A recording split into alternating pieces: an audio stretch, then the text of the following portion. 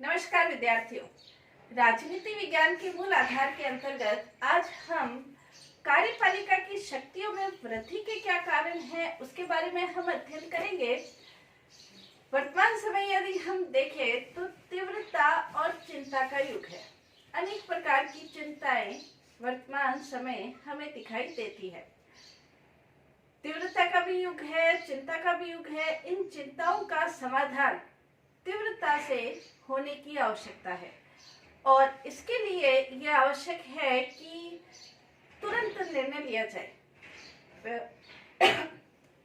व्यवस्थापिका के लिए हम देखें तो व्यवस्थापिका सर्वप्रतिनिधि स्वरूप होने के कारण, इसका संगठन बड़ा होने के कारण, इसकी सदस्य संख्या ज्यादा होने के कारण और इसकी जो कार्य करने की जो प्रक्रिया है वो धीमी होने के कारण व्यवस्थापिका अपना कार्य करने की स्थिति में बहुत शीघ्रता पूर्वक कार्य नहीं कर सकती और ये कार्य वर्तमान समय कार्यपालिका के ऊपर आ गया है, क्योंकि कार्यपालिका वर्तमान चिंता का समाधान भी तुरंत करने की स्थिति में रहती है और इसी के कारण कार्यपालिका की शक्तियों में निरंतर वृद्धि हो रही है। और क्या कारण है कार्यपालिका की शक्तियों के अंतर्गत उसकी वृद्धि के क्या कारण हैं? तो इसके अंतर्गत हम कह सकते हैं, जैसे मैकिडेस ये कहते हैं कि दूसरे विश्व युद्ध के बाद अनेक तत्वों ने व प्रवृत्तियों ने राजनीतिक कार्यपालिका की शक्तियों में वृद्धि की है या राजनीतिक कार्यपालिका को शक्ति का प्रधान केंद्र बना दिया है। तो ऐसी क्या स्थितियां उत्पन्न हुई है जिसके कारण से कार्यपालिका की शक्तियों में वृद्धि हुई है? तो इसका अंतर्गत पहला हम कह सकते हैं जन कल्याणकारी राज्य की जो धारणा है उसके कारण से भी कार्यपालिका के कार्यों में वृद्धि हुई है।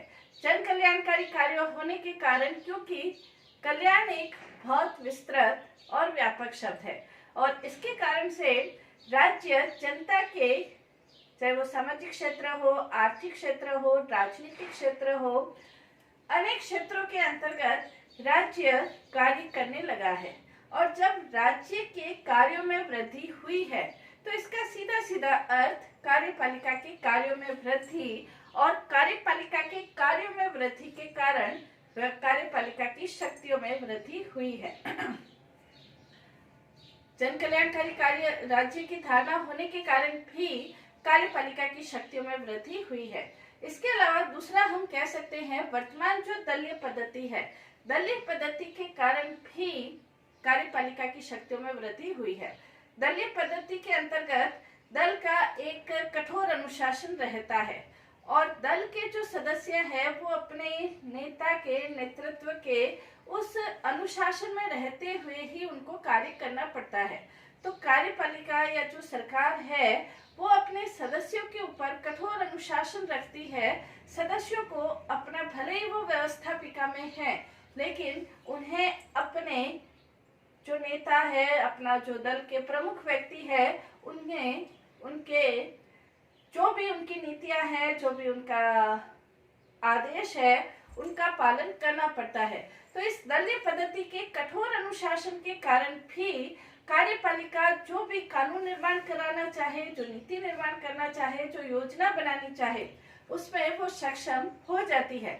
इस कारण से भी कार्यपालिका की शक्तियों में वृद्धि होती रहती है। तीसरा कारण हम इसके अंतर्गत कह सकते हैं केंद्रीयकरण की प्रवृत्ति। तो केंद्रीयकरण की प्रवृत्ति होने के कारण भी कार्यपालिका की शक्तियों में वृद्धि हुई है।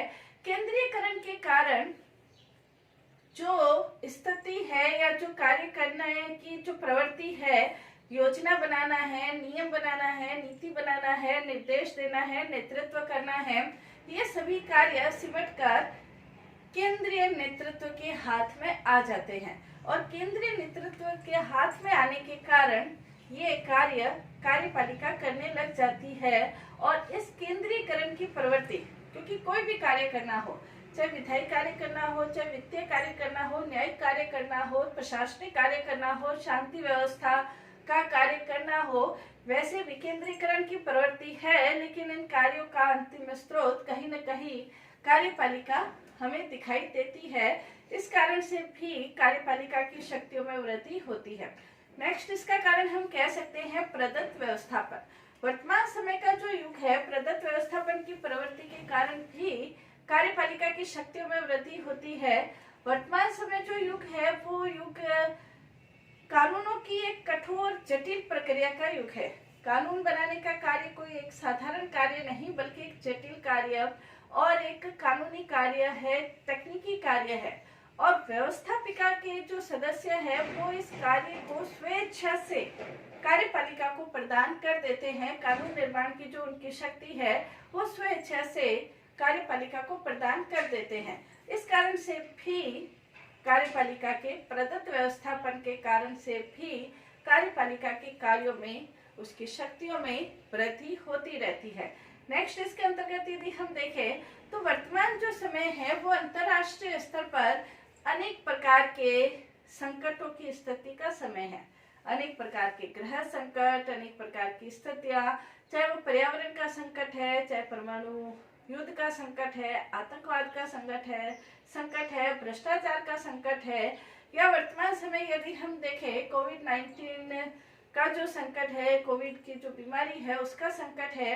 तो ये जो अंतर्राष्ट्रीय स्तर पर जो संकट है, भारत का पाकिस्तान के साथ संकट है या चीन के साथ संकट की स्थिति है, विदेशी राज्यों के साथ जो संकट की स्थिति है, तो इन संकटों का सामना कौन करेगा? इन संकटों का सामना करने के लिए जनता के द्वारा भी और उस राज्य के द्वारा भी जो कार्यपालिका है उसकी ओर ही देखा जाता है और वो ही इस संकट के समाधान की दिशा की ओर वो कार्य करती है। तो ये जैसे वर्तमान समय यदि हम देखें तो कोविड-19 की बीमारी का समाधान करने के लिए वैक्सीन बनाना, वैक्सीन का वितरण करना, वैक्सीन को आम जनता तक पहुंचाना, ये सब कार्य किसके द्वारा, किसके निर्देशन में किए जा रहे हैं? व्यवस्थापिका या संसद के निर्देशन नियंत्रण में नहीं किए जा रहे, बल्कि ये सभी कार्य जो किए जा रहे हैं वो कार्यपालिका के नियंत्रण निर्देशन में किए जा रहे हैं। तो जो संकट की स्थिति से उबारने का कार्य करती है तो नेचुरल है कि उसकी शक्तियों में वृद्धि होती है और इस कारण से भी कार्यपालिका की शक्तियों में वृद्धि हमें दिखाई देती है। नेक्स्ट इसके अंतर्गत जो नेतृत्व की आवश्यकता है, जैसे लिप्सन ये कहते हैं कि मतदाताओं द्वारा राज्य को सौंपा गया प्रत्येक नया कर्तव्य और शासन द्वारा प्राप्त की गई प्रत्येक अतिरिक्त शक्ति कार्यपालिका की शक्ति और महत्व में वृद्धि करती है।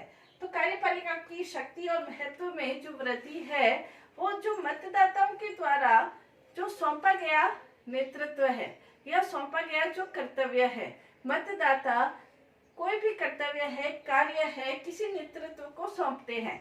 जैसे देश का विकास करना है तो देश के विकास के लक्ष्य के अनुरूप मतदाताओं के द्वारा जो शक्ति प्रदान की गई वो व्यवस्थापिका को नहीं बल्कि कार्यपालिका को प्रदान की गई। तो लिप्सन जो मानते हैं कि मतदाताओं द्वारा सौंपा गया प्रत्येक कर्तव्य और प्रत्येक नेतृत्व शासन की शक्ति में कहीं न कहीं वृद्धि करता है। कहने का तात्पर्य यह है कि नेतृत्व की जो आवश्यकता है वो आवश्यकता कार्यपालिकाओं की शक्ति में वृद्धि करती है, क्योंकि नेतृत्व पूरे देश को नेतृत्व प्रदान करने का जो कार्य किया जाएगा वो कार्यपालिका के द्वारा ही किया जाएगा। तो कहने का तात्पर्य नेतृत्व प्रदान करने के कारण भी कार्यपालिका की शक्तियों में निरंतर वृद्धि होती रहती है। नेक्स्ट इसके अंतर्गत अंतर्राष्ट्रीय संबंध और विदेशी व्यापार। अंतर्राष्ट्रीय संबंध के संदर्भ में जो नीति बनानी है, योजना बनानी है, निर्देश देना है, नियंत्रण करना है, कौन से देश के साथ किस तरह का संबंध बनाना है, कैसे कूटनीतिक कार्य करने हैं, कैसे आपसी संबंधों को मजबूत बनाना है, या दूसरे देशों के साथ किस प्रकार का हमें व्यापार करना है। अंतर्राष्ट्रीय स्तर पर इस प्रकार के निर्णय लेने की जो शक्ति है वो कार्यपालिका एग्जीक्यूटिव के पास है और उसके कारण से भी अंतर्राष्ट्रीय स्तर पर जो देश का प्रतिनिधित्व किया जाएगा वो प्रतिनिधित्व कार्यपालिका के द्वारा ही किया जाएगा और कार्यपालिका के द्वारा जब प्रतिनिधित्व किया जाएगा देश का, तो अंतर्राष्ट्रीय स्तर पर भी कार्यपालिका की शक्तियों में वृद्धि होगी और साथ ही साथ राजनीतिक राष्ट्रीय स्तर पर भी नेचुरल रूप से कार्यपालिका की शक्तियों में हमें वृद्धि होती हुई दिखाई देती है। नेक्स्ट इसके अंतर्गत हम कह सकते हैं कि मंत्री परिषद के द्वारा व्यवस्थापिका के विघटन की शक्ति।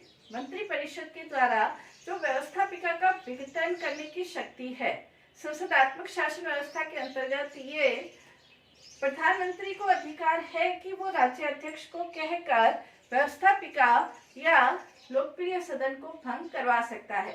तो मंत्री परिषद के पास यानी कि कार्यपालिका के पास ऐसी शक्ति है जिसे मंत्री परिषद व्यवस्थापिका को अपने अनुसार कार्य करने के लिए बाध्य कर सकता है।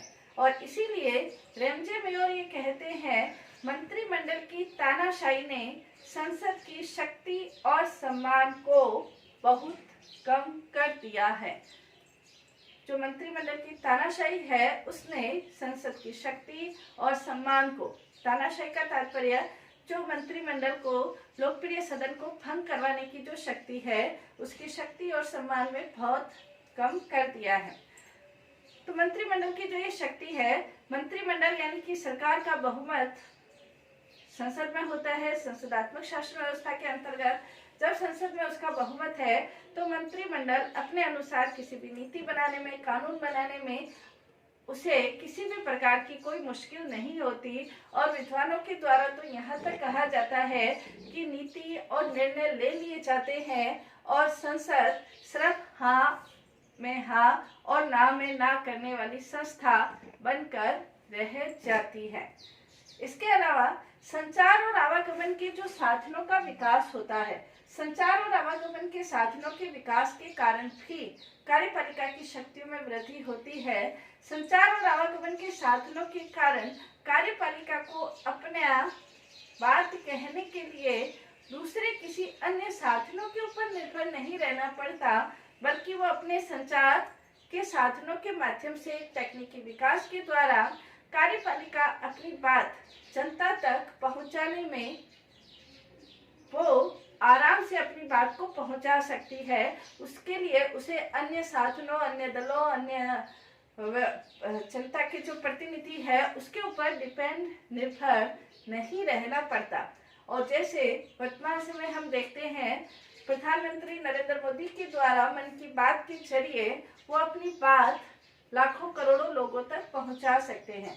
तो इन सब साधनों के कारण से भी कार्यपालिका की शक्तियों में वृद्धि होती है। नेक्स्ट इसके अंतर्गत जो नियोजन की प्रक्रिया है, नियोजन की प्रक्रिया के माध्यम से भी कार्यपालिका